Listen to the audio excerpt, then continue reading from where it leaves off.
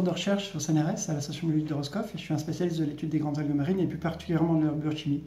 Je suis aussi coordinateur scientifique d'un projet qui a été retenu dans les investissements d'avenir, qui est un projet idéal qui regroupe plus de 120 chercheurs pour en fait transférer la recherche fondamentale sur les algues vers les entreprises et en particulier développer le secteur de l'aquaculture des algues et de leur biotechnologie. Donc en fait, mon expérience de recherche m'a amené très tôt à collaborer avec l'international, puisqu'après ma thèse, je suis parti en postdoctorat au Canada. Puis après être rentré au CNRS, donc j'ai collaboré avec le Chili sur mon principal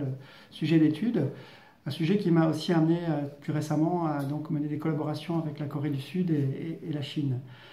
Mais ce qui a aussi caractérisé donc le début de ma carrière, c'est de m'intéresser très tôt aux problématiques donc liées à la recherche avec des entreprises.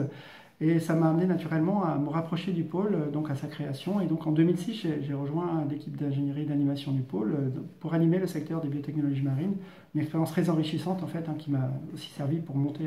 un projet comme Ideal. Donc j'y ai travaillé justement jusqu'au début d'Ideal en 2010. Et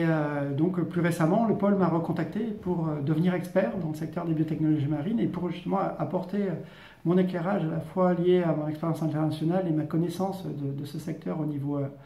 donc mondial, mais aussi apporter toute la connaissance du réseau d'entreprises qui travaillent et qui veulent développer en fait les biotechnologies marines en Bretagne. Donc aujourd'hui, en tant qu'expert, je suis amené à répondre à des sollicitations du pôle sur,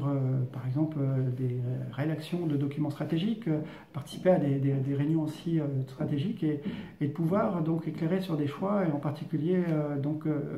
savoir comment ce secteur est porteur en fait d'emplois et porteur de développement économique pour les régions concernées par le pôle et pour placer la France en fait en bonne position dans le domaine de la croissance bleue en Europe.